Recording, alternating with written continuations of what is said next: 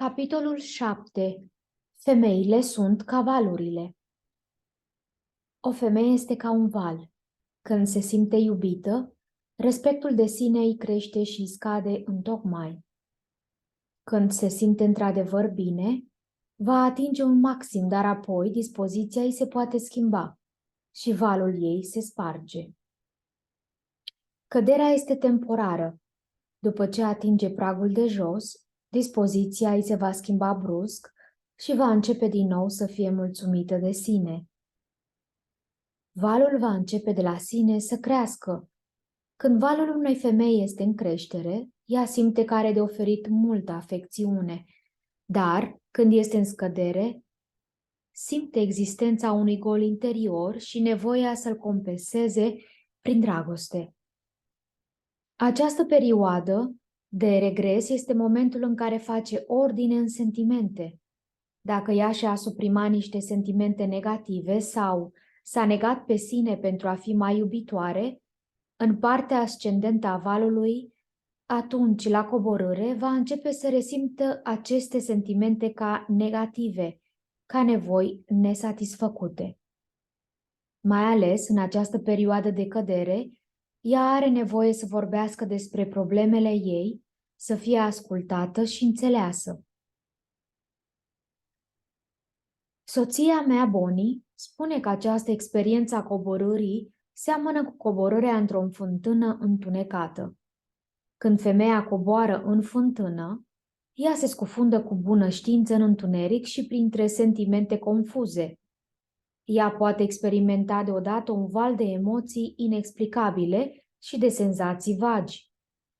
Se poate simți disperată, gândindu-se că este singură sau fără ajutor, dar, la puțin timp după ce a atins limita de jos, dacă își dă seama că este iubită și încurajată, va începe să se simtă mai bine. Tot atât de brusc precum s-a prăbușit, ea se va ridica automat și va radia din nou dragoste în relațiile ei.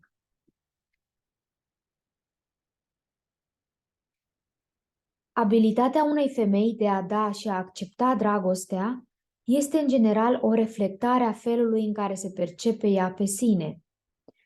Atunci când nu este împăcată cu sine, nu este capabilă să fie tolerantă și admirată față de partenerul ei.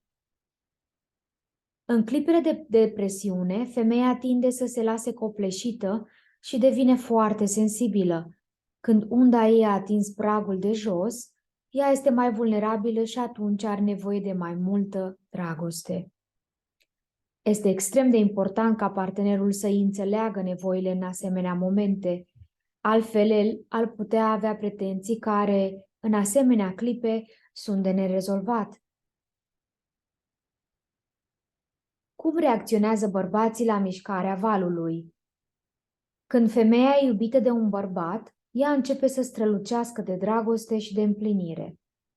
Cei mai mulți bărbați se așteaptă cu navitate ca această strălucire să dureze la nesfârșit. Dar a te aștepta ca natura afectuoasă a femeii să fie constantă este ca și cum ai vrea să crezi că vremea nu se schimbă niciodată, iar soarele va străluci mereu. Viața este plină de ritmuri, zi și noapte, căldură și frig, vară și iarnă, nori și senin. La fel și într-o căsnicie, bărbații și femeile au propriile ritmuri și cicluri. Bărbații se retrag și apoi revin, în timp ce capacitatea femeilor de a se iubi pe sine și pe alții crește și descrește. Bărbații se retrag și apoi revin, în timp ce capacitatea femeilor de a se iubi pe sine și pe alții crește și descrește. Bărbatul presupune că schimbările bruște de dispoziție ale femeii sunt datorate exclusiv purtării lui. Dacă ea este fericită, consideră că meritul îi aparține, dar se simte răspunzător și când ea este nefericită. El se poate simți extrem de frustrat dacă nu știe cum să îndrepte lucrurile. Acum femeia pare fericită și el e convins că a făcut o treabă bună și peste un minut ea este nefericită, tocmai când el crezuse că se descurcă atât de bine. Iată un motiv de șoc pentru el. Nu încercați să rezolvați. Bill și Mary erau căsătoriți de 6 ani. Bill observase acest model ondulatoriu al purtării lui Mary, dar, pentru că nu-l înțelesese, a încercat să-l repare, ceea ce a produs mai mult rău. El a crezut că tendința ei de a schimba veșnic dispoziția e un semn că ceva nu merge așa cum trebuie. A încercat să explice că nu are de ce să fie supărată. Mary s-a simțit și mai neînțeleasă și de aceea și mai disperată. Deși el credea că repară lucrurile, de fapt o împiedica să se simtă mai bine. Când o femeie coboară în adâncul depresiunii, bărbatul trebuie să știe că atunci ea are mai multă nevoie de el. Aceasta nu e o problemă care trebuie rezolvată, ci pur și simplu o ocazie de a o sprijini cu o dragoste necondiționată. Bill mi-a spus: nu o pot înțelege pe soția mea, Mary. Săptămâni la rând este cea mai minunată femeie. Îmi oferă necondiționat iubirea mie și celorlalți, apoi deodată parcă e copleșită de cât de mult face pentru cei din jurul ei și începe să mă dezaprobe în toate.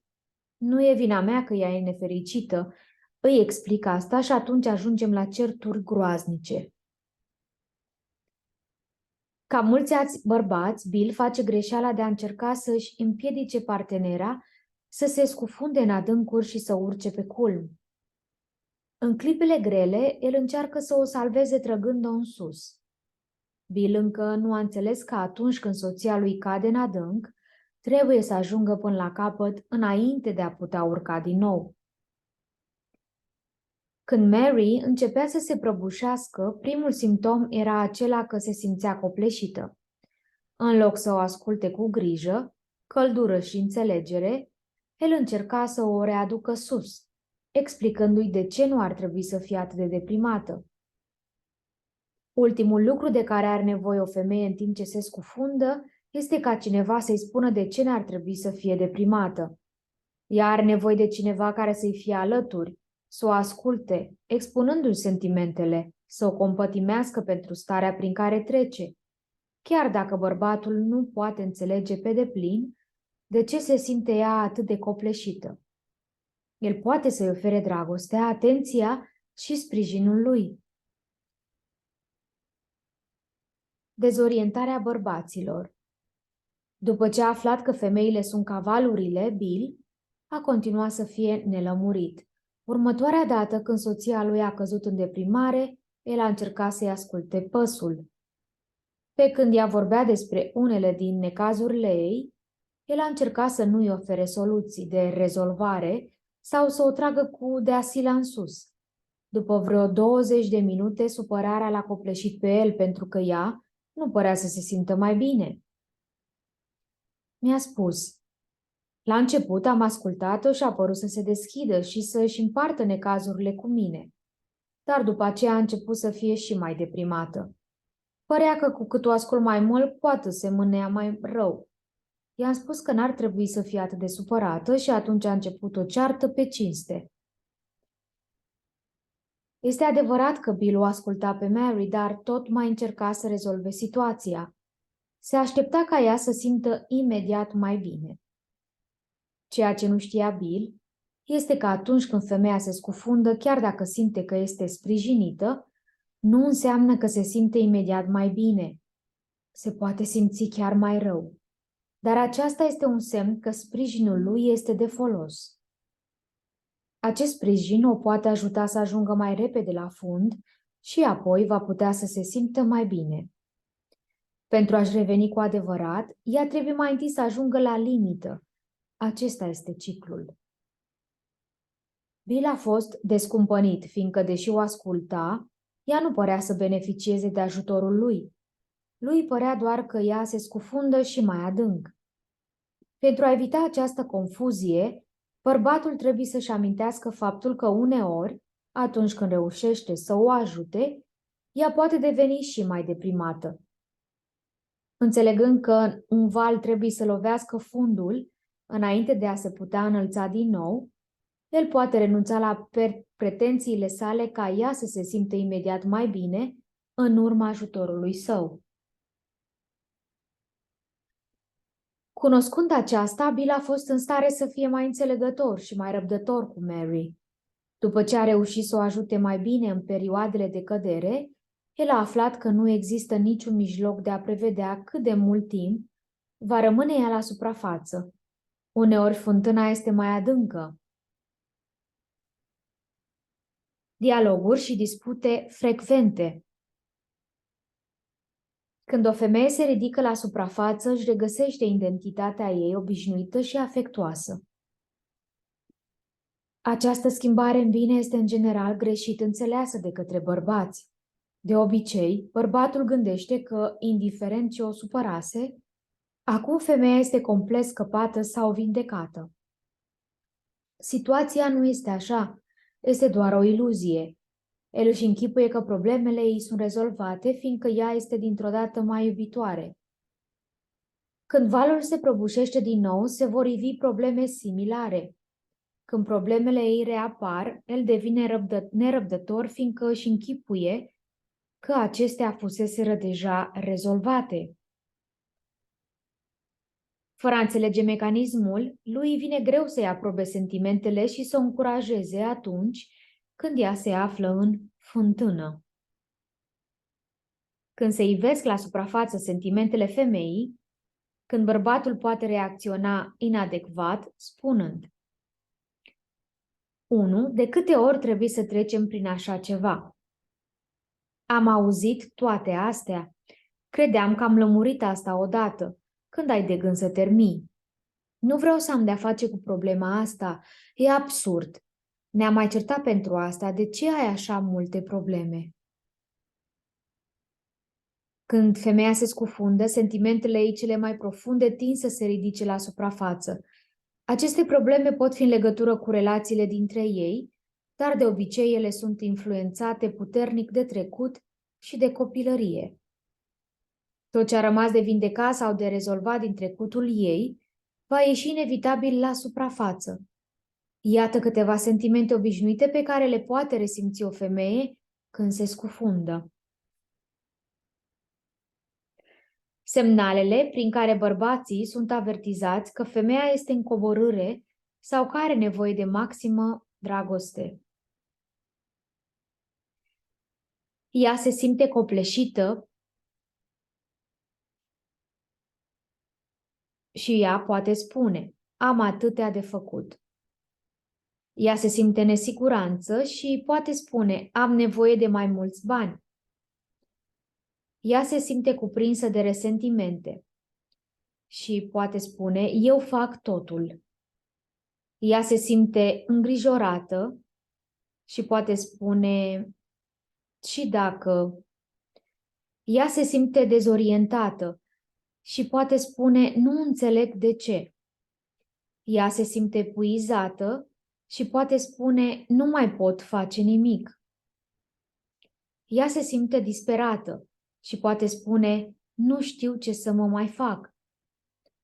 Ea se simte indiferentă și poate spune: nu-mi pasă, fă ce vrei.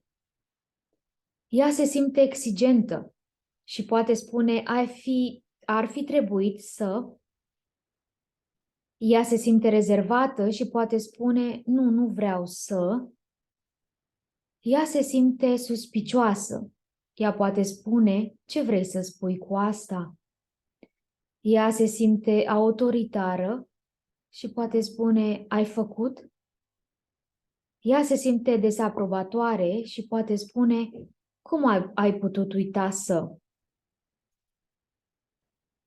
Dacă se simte din ce în ce mai încurajată în aceste momente dificile, ea începe să capete încredere în relațiile ei și va fi în stare să intre și să iasă din fântână fără a genera conflicte și divergențe în relațiile și viața ei. În aceasta constă binecuvântarea unei legături pline de dragoste. Pentru o femeie aflată în coborâre, încurajarea este un dar deosebit, pe care îl va aprecia enorm. se va elibera dreptat de influența capătoare a trecutului ei. Va mai avea suișuri și coborâri, dar acestea nu vor fi atât de pronunțate încât să întunece natura iubitoare. Înțelegeți nevoile femeii. În timpul seminarului, Tom s-a plâns. La începutul legăturii noastre, Susan părea atât de puternică, însă apoi a devenit brusc neajutorată. Mi-aduc aminte că i-am dat asigurări că o iubesc și că ea este importantă pentru mine. După multe discuții, am depășit acel hop, dar după o lună, iar a simțit aceeași nesiguranță, ca și cum nu m-ar fi auzit deloc prima dată. Am fost atât de supărat încât am ajuns la o ceartă serioasă. Tom a fost surprins să constate că mulți alți bărbați treceau prin aceeași experiență. Când Tom a întâlnit-o pe Susan, ea se afla în momentele de ascendență. Pe măsură ce legătura dintre ei devenea mai puternică, afecțiunea Suzanei față de Tom a crescut. După ce a trecut de punctul maxim, ea a început să se simtă foarte neajutorată și a devenit posesivă. Devenise nesigură și pretindea mai multă atenție. Acesta a fost începutul coborârii ei. Tom nu putea înțelege de ce era schimbată, dar după o discuție destul de serioasă, care a durat câteva ore, Susan s-a simțit mult mai bine.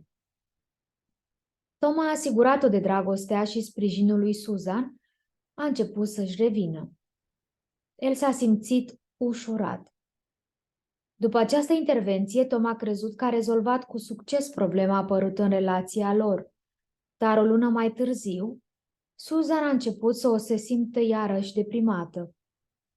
De data aceasta, Tom a fost mult mai puțin înțelegător și dispus să o accepte. A devenit nerăbdător.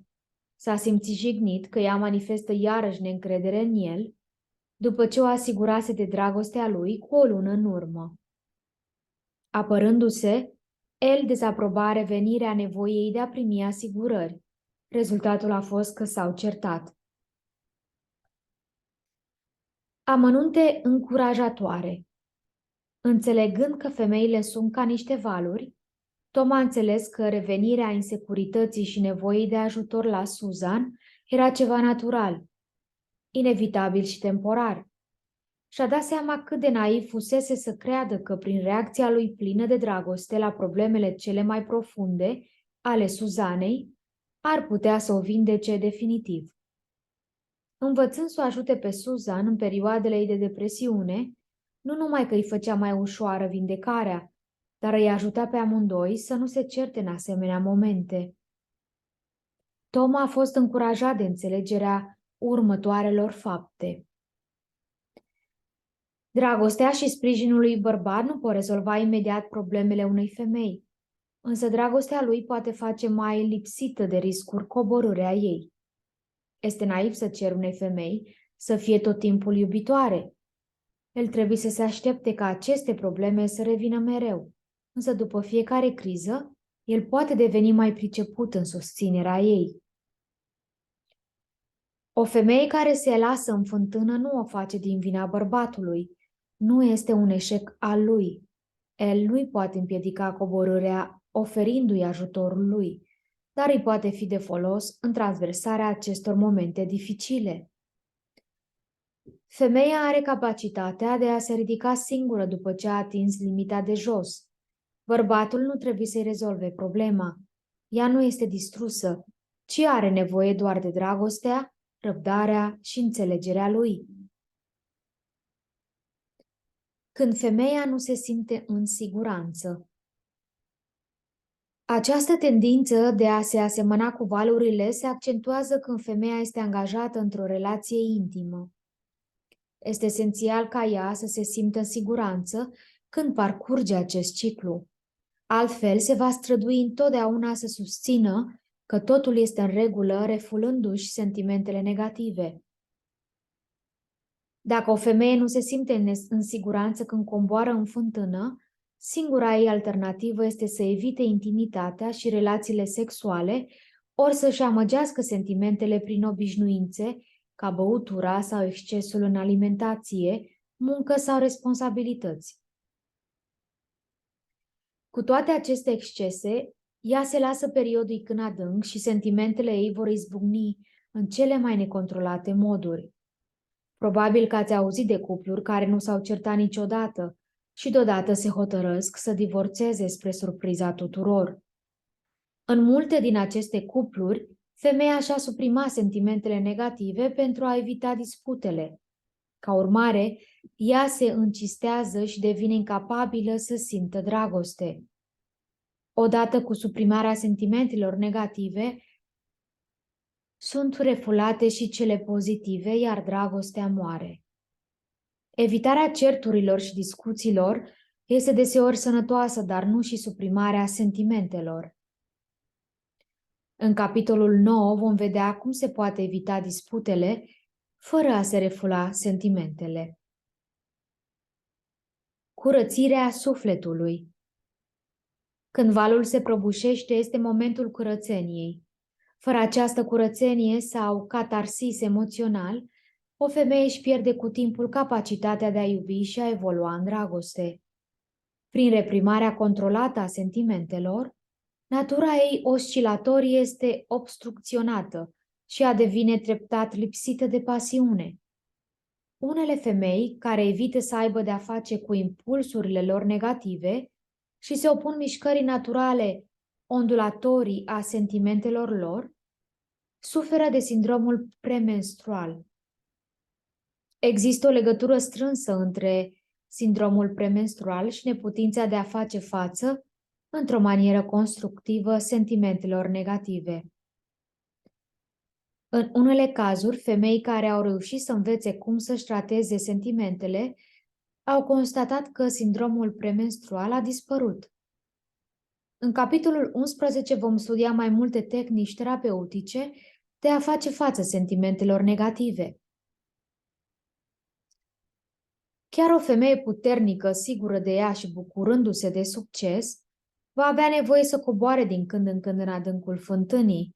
Bărbații fac de obicei greșeala să creadă că, dacă partenera lor are succese în muncă, nu va trece prin aceste momente de curățire a sufletului. De fapt, este exact invers. Dacă o femeie lucrează, ea este de obicei expusă la stres și poluare emoțională. Nevoia de curățire a sufletului devine acută. La fel, nevoia unui bărbat de a se contracta ca un elastic devine mai intensă, dacă este supus unei încordări mai mari la lucru. Un studiu a arătat că respectul de sine al femeii crește și scade de obicei, după un ciclu având o durată între 21 și 30 de zile.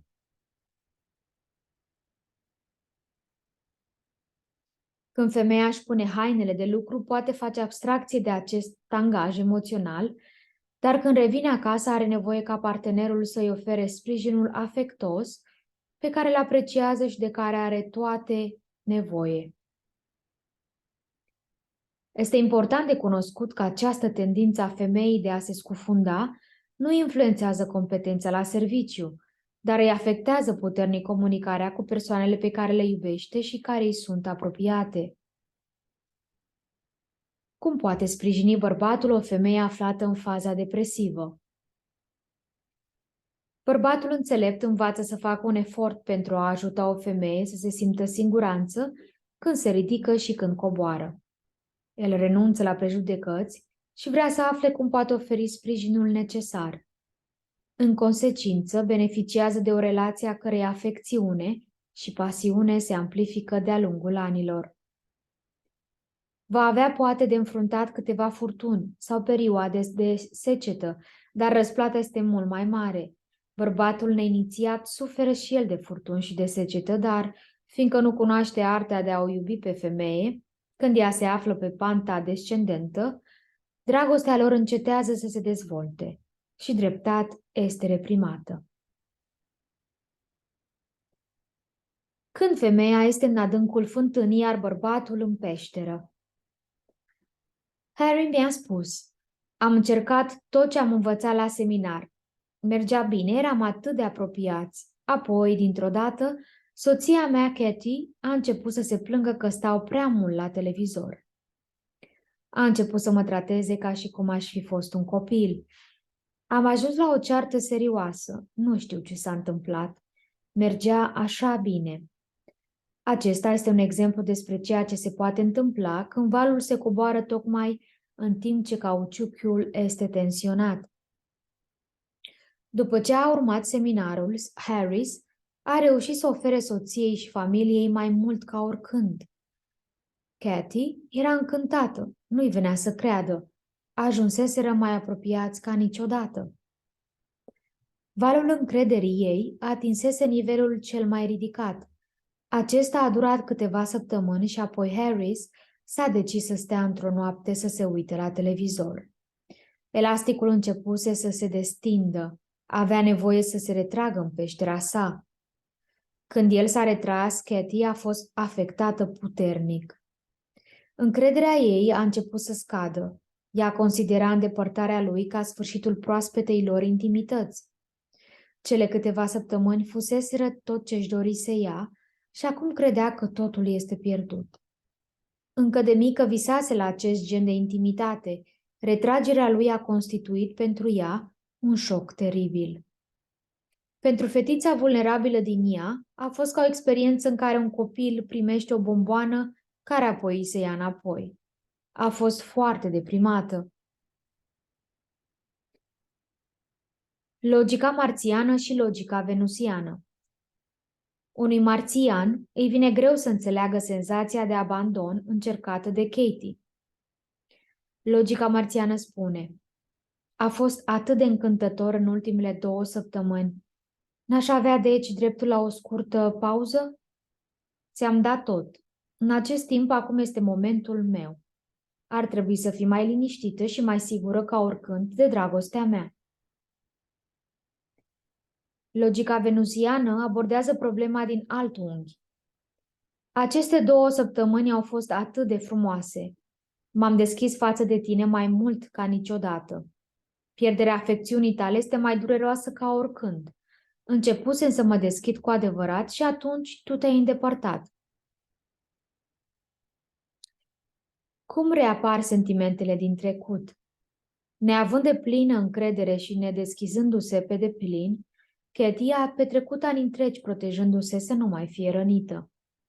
Dar în cursul celor 2 săptămâni de afecțiune, ea a început să se deschidă și mai mult decât o făcuse oricând în viața ei de adultă.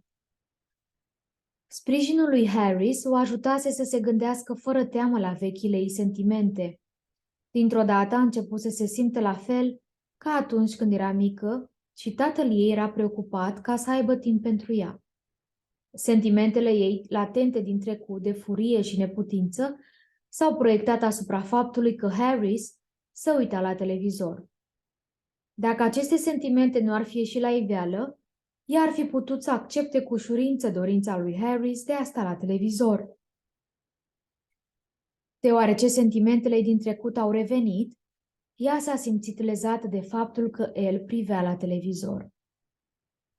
Dacă ar fi avut posibilitatea să-și mărturisească și să-și analizeze durerea, ar fi răzbătut la suprafață sentimentele adânc îngropate. Katie ar fi atins limita de jos și apoi s-ar fi simțit mult mai bine. Apoi ar fi fost din nou dispusă să creadă în apropierea lor, chiar știind că neretragerile lui inevitabile pot fi dureroase. Când sunt rănite sentimentele. Harris însă n-a înțeles ce o supăra pe ea. El i-a spus că nu are de ce să sufere și cearta a început. Ai spune unei femei că n-ar trebui să sufere este poate cel mai grav lucru pe care îl poate face un bărbat. O face să sufere și mai mult, ca un băț răsucit într-o rană deschisă. Când o femeie se simte rănită, se poate să-l acuze pe bărbat, dar dacă îi se acordă atenție și înțelegere, acuzațiile vor înceta. Încercarea de a-i se explica de ce n-ar trebui să sufere va înrăutăți mult lucrurile. Uneori, când o femeie suferă, s-ar putea să accepte teoric că n-ar trebui să o facă. Dar sufletește continuă să sufere și nu vrea să audă de bărbat că nu are motive. Ea are nevoie ca el să înțeleagă de ce suferă ea.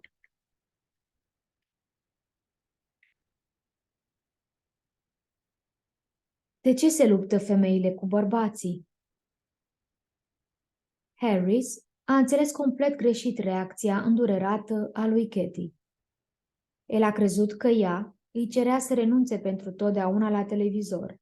De fapt, ea își dorea doar ca el să știe cât de mult o durea pe ea.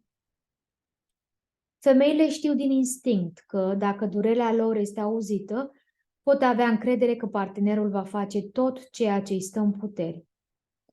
Când Katie și-a exprimat durerea, ea avea nevoie să fie doar ascultată și asigurată că el nu se transformă irreversibil în vechiul Harris, împătimit al televizorului și inaccesibil.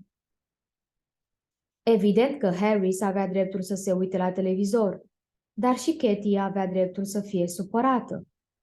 Ea avea dreptul să fie ascultată, înțeleasă și să primească asigurări. Harris nu făcea ceva rău stând la televizor și nici Katie, fiind supărată. Bărbații își dispută dreptul de a fi liberi, iar femeile cel de a fi supărate. Bărbații vor spațiu, în timp ce femeile vor înțelegere. Deoarece Harris nu a înțeles evoluția lui Katie, s-a gândit că reacția este incorectă. A crezut că trebuie să îi nesocotească sentimentele dacă voia să-și câștige dreptul de a privi la televizor. A devenit nervos și și-a spus că nu poate fi drăgăstos și apropiat tot timpul. Harris avea impresia că pentru a-și câștiga dreptul de a sta la televizor și a fi el însuși, trebuia să-i demonstreze că sentimentele ei sunt deplasate. El lupta pentru dreptul de a privi la televizor în timp ce Katie avea nevoie doar să fie ascultată. Ea lupta pentru dreptul de a suferi și a fi supărată. Rezolvarea conflictelor prin înțelegere. A fost naiv din partea lui Harris să-și închipuie că supărarea, resentimentele și neputința de care suferea Katie în urma a 12 ani de neglijare puteau să se risipească după 2 săptămâni de dragoste. A fost la fel de naiv din partea lui Katie să creadă că Harris ar fi putut să-și mențină atenția asupra ei și a familiei fără a face o pauză în care să se izoleze și să se concentreze asupra lui însuși. Când Harris a început să se îndepărteze, s-a declanșat prăbușirea lui Katie. Resentimentele ei au început să iasă la suprafață, ea nu reacționa doar la faptul că Harris stătuse la televizor în noaptea aceea, ci la toți anii în care fusese neglijată. Cearta lor s-a transformat în strigăte, după doar 2 ore de urlat, n-au mai vorbit unul cu altul. Înțelegând imaginea mai generată a ceea ce se petrecuse, ei au fost în stare să-și rezolve problema și să se împace. Harris a înțeles că atunci când a început să se îndepărteze, a declanșat dorința lui, Katie, de a-și face curățenie în sentimente. Ea avea nevoie să vorbească despre sentimentele ei și nu să-i se spună că n-are dreptate. Harris a prins curaj, înțelegând că ea se luptă să fie ascultată la fel cum el luptă să fie liber. A aflat că dacă el îi satisface nevoia de a fi ascultată, ea poate să-i satisfacă nevoia lui de libertate.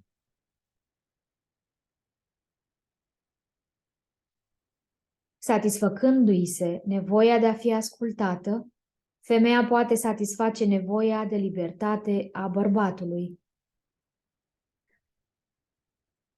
Ce poate să facă bărbatul dacă nu poate asculta?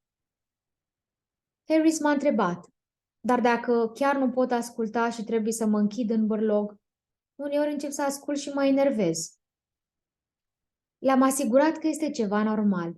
Uneori, tocmai când pentru femei valul coboară, banda de cauciuc a bărbatului este pusă în acțiune și el are nevoie să se îndepărteze.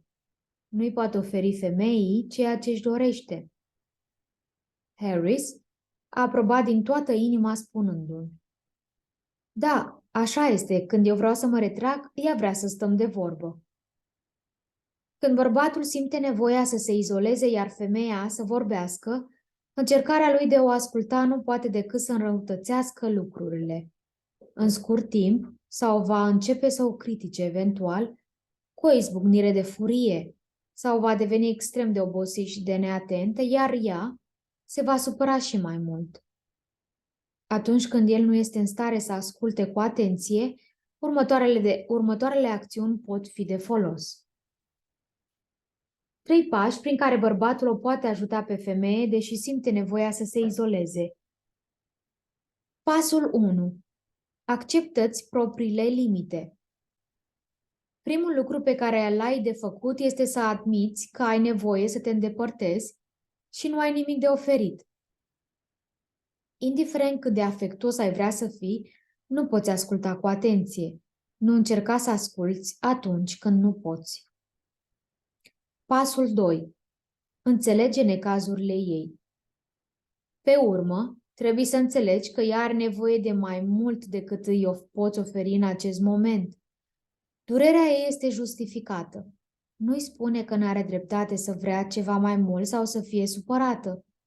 O doare să fie abandonată atunci când are nevoie de dragostea ta. Așa cum tu ești îndreptățit să ai nevoie de spațiu, ea este îndreptățită să-și dorească apropierea. Poate că te temi de ea, nu te va ierta sau nu va mai avea încredere. Iar putea fi mai încrezătoare și mai îngăduitoare dacă ești mai atent și mai înțelegător față de durerea ei. Pasul 3. Evită discuțiile și dă asigurări. Înțelegându-i durerea, nu-i vei spune că greșește dacă este supărată sau tristă.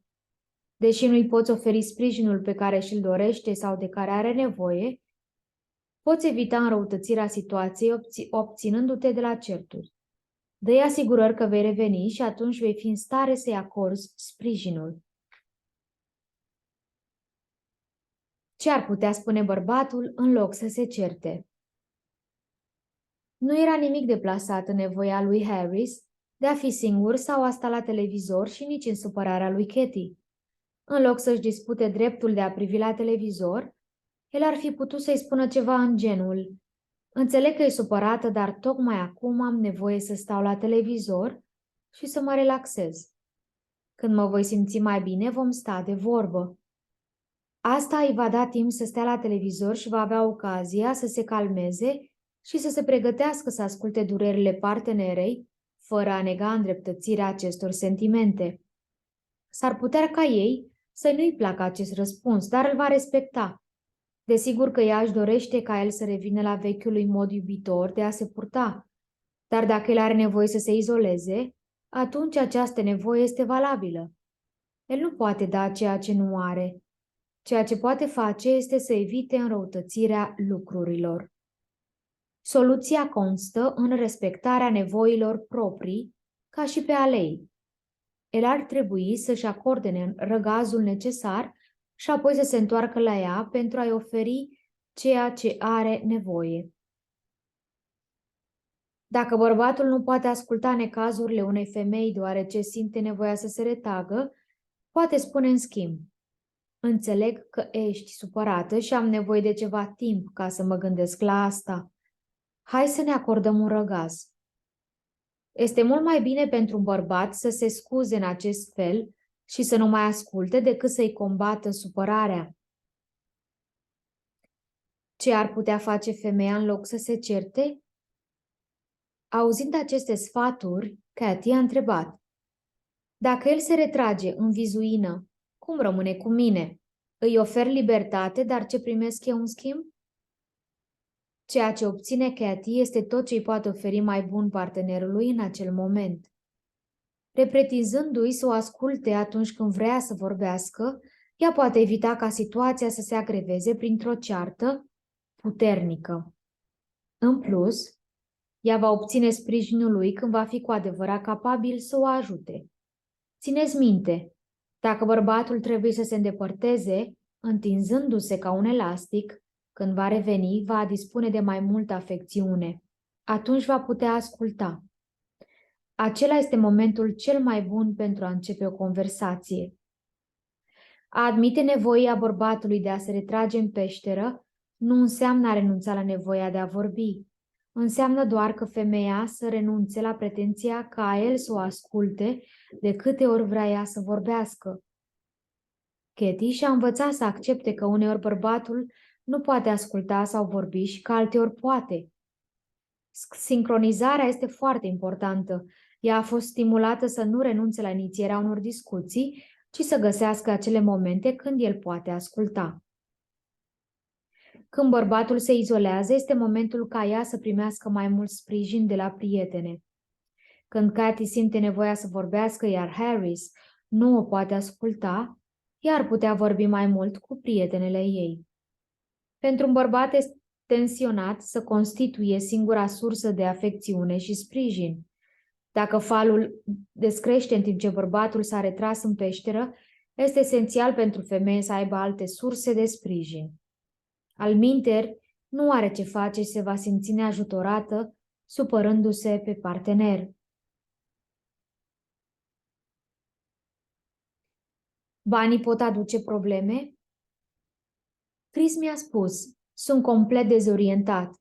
Când ne-am căsătorit eram foarte săraci. Amândoi munceam mult și abia ne ajungeau banii pentru chirie.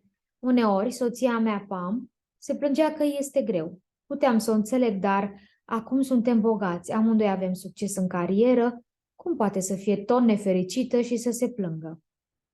Alte femei ar da orice să fie în situația ei. Nu facem decât să ne luptăm. Eram mai fericiți când eram săraci, acum vrem să divorțăm. Chris nu înțelegea că femeile seamănă cu valurile. După ce se căsătorise din când în când, venea momentul în care valul sentimentelor Pamelei se prăbușea. În acea vreme, el îi asculta și înțelegea necazurile. Îi era ușor să-i aprobe nemulțumirile, fiindcă le împărtășea și el. Din perspectiva lui, ea avea un motiv temeic să fie supărată: lipsa banilor. Marțienii tind să creadă că banii reprezintă soluția tuturor problemelor. Când Chris și Pam erau săraci și se luptau să se ajungă cu banii, el o asculta și înțelegea durerea și decidea că trebuie să câștige mai mult, astfel încât ea să nu mai fie nefericită. Pam simțea că lui îi pasă cu adevărat de ea, dar pe măsură ce situația lor financiară s-a ameliorat, ea a continuat să fie din când în când indispusă. El nu putea înțelege de ce ea nu era totuși fericită. Considera că ea ar trebui să fie mulțumită în permanență, fiindcă erau așa de bogați. Pam considera că lui nu-i pasă de ea. Chris nu a înțeles că banii nu o puteau împiedica pe Pam să fie indispusă. Când valul ei scădea, cei doi se luptau, fiindcă el dezaproba nevoia ei de a fi deprimată. Paradoxal, cu cât erau mai bogați, cu atât mai mult se luptau. Când erau săraci, banii constituiau principalul motiv al necazurilor ei, dar pe măsură ce au atins o stabilitate financiară, ea a devenit mai conștientă de ceea ce nu primea din punct de vedere emoțional. Această evoluție este naturală, normală, previzibilă. Pe măsură ce necesitățile financiare ale unei femei sunt satisfăcute, ea devine mai conștientă de problemele ei sufletești. Femeia bogată are nevoie de mai multă înțelegere când este supărată. Îmi amintesc că am citit într-un articol: o femeie bogată poate avea parte de compasiune numai de la un psihiatru bogat. Când o femeie dispune de mulți bani, lumea, și în special soțul ei, nu-i dă dreptul să fie indispusă. Ei nu-i se permite să se manifeste ca un val și să aibă momente de cădere. Nu-i se permite să-și analizeze sentimentele și să-și dorească ceva mai mult în niciunul din domeniile vieții ei. Unei femei cu banii se cere să fie tot timpul satisfăcută, fiindcă viața ei putea fi mult mai grea în lipsa acestei bunăstări materiale. Această pretenție nu este doar fără sens, ci și lipsită de respect. Indiferent de bogăție, statut, privilegii sau circumstanțe, o femeie are nevoie să îi se permite să fie indispusă și să fie trasă de val în jos. Chris A prins curaj când a înțeles că își poate face soția fericită și-a amintit că îi dădea dreptate soției sale pe vremea când erau săraci și putea să facă același lucru și acum, când erau bogați. În loc să se simtă disperat, el a înțeles că știe cum să o ajute. Fusese derutat, crezând că banii o vor face fericită, dar de fapt, grija și înțelegerea lui fusese resursa ei de satisfacție. Sentimentele sunt foarte importante. Dacă o femeie nu este încurajată să fie uneori nefericită, nu va putea fi niciodată cu adevărat fericită. Pentru a fi cu adevărat fericită, trebuie să se scufunde până în adânc, pentru ca sentimentele ei să se poată elibera, cicatriza și purifica. Acesta este un proces natural și sănătos. Pentru a ne bucura de sentimentele pozitive de dragoste, fericire, încredere și recunoștință, trebuie să îndrumăm periodic furia, tristețea, teama și durerea. Când femeia coboară, ea se vindecă de aceste sentimente negative. Și bărbații au nevoie să-și înfrunte sentimentele negative, pentru a putea apoi să le simtă pe cele frumoase. Când bărbatul se retrage în vizuina sa, este momentul în care își identifică și prelucrează în tăcere sentimentele sale negative. În capitolul 11 vom studia o metodă de eliberare de aceste sentimente, valabilă atât pentru bărbați cât și pentru femei. Când femeia este prinsă în mișcarea ascendentă, ea se poate mulțumi cu ceea ce are, dar la coborâre va deveni conștientă de ceea ce îi lipsește.